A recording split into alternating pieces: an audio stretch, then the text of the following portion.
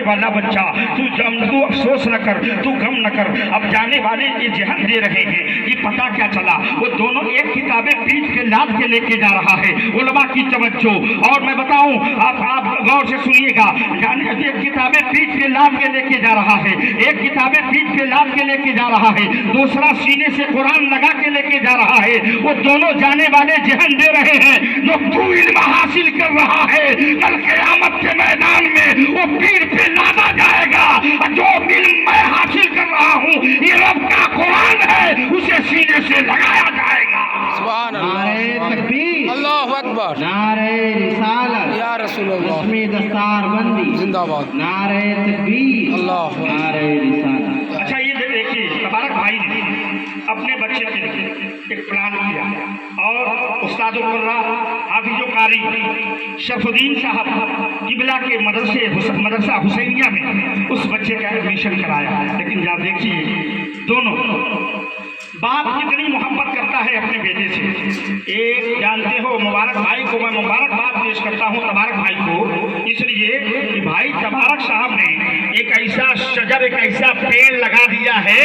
आपके 3 बच्चे हैं, एक डॉक्टर है, एक इंजीनियर, एक हाफिज कुरान है। अगर तीनों आसान होती है और तीनों नमाज के लिए मस्जिद में जाते हैं, डॉक्टर तो दुनिया के एतबार से बड़ा है, वो ज्यादा पैसा कमाता है, इसलिए जमाने वाले उसी को इज्जत देते हैं, जिसे कहा जाता है source is the force, money is the power. पैसे की ताकत बहुत हुआ करती है, लेकिन मेरे कौम का हाल यह है, वो तीनों आते हैं। अब आप जरा बताओ, मुसल्ले पे कौन जाएगा? डॉक्टर नमाज पढ़ाएगा, इंजीनियर नमाज पढ़ाएगा, या वो 10,000 वाला हाफिज कुरान नमाज पढ़ाएगा?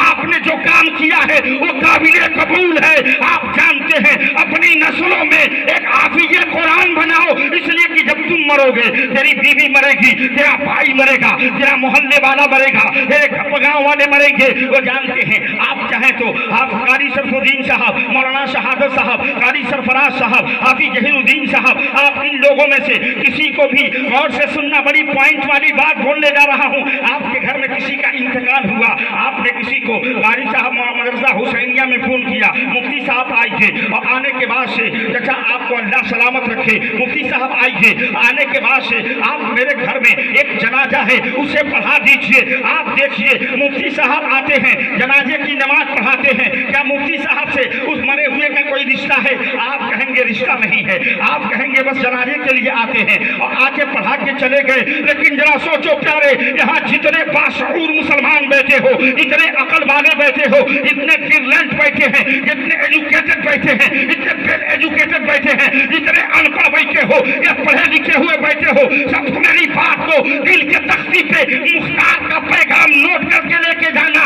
जब आपका बेटा हाफिज कुरान होगा, जब आपका बेटा आलिम दीन होगा, जब आपका बेटा मुफ्ती होगा, जब आपका बेटा कौम का रहबर होगा, और वो मुसल्ले पे चढ़ेगा, बाप का जनाजा सामने है, माँ का जनाजा सामने है, और जब वो मुसल्ले पे चढ़ेगा और जनाजा की नमाज को पढ़ाएगा, उसके सामने जब दुआ के लिए हाथ उठाएगा, तो सोचेगा मौला, ये मेरा बाप था जो मेरे लिए तकलीफ झेलता था। बोलो सुभान अल्लाह। मौला, ये मेरा बाप था जो मेरे लिए परेशानी झेलता था, ये मेरा बाप था जो बड़ी तकलीफ से मुझे पढ़ाया था, ये मेरा बाप था जो परेशानी झेल के मुझे पढ़ाता था, ये मेरा बाप था जो जमीन का सीना चीर के मेरे लिए रोटी पैदा कर रहा था, ये मेरा बाप था जो फ्लाइट से सऊदी गया था और दिन भर धूप में रह करके मेरे लिए पैसा भेजता था, ये मेरा बाप था वो समाज से लड़ करके मुझे नाम दिया था।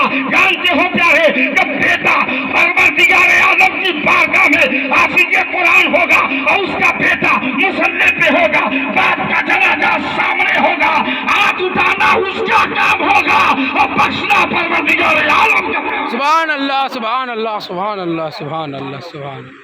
नारे तकबीर, अल्लाहु अकबर, नारे रिसालत या रसूल अल्लाह, उलमाए अहले सुन्नत जिंदाबाद, रस्मे दस्तार हिफ्ज़, जिंदाबाद, नारे तकबीर, नारे रिसालत। उठाना उसका काम होगा और बख्शना परवरदिगार आलम का काम होगा। इसलिए कि उसने अपने बच्चे को हाफिज कुरान बनाया है। मालूम है मदरसे में, अच्छा आपके घर भी बच्चे रहते हैं, आपके घर भी बच्चे रहते हैं। आप जरा सोचो कि आपके घर में बेहतरीन खाने का इंतजाम, बेड सोफा सेट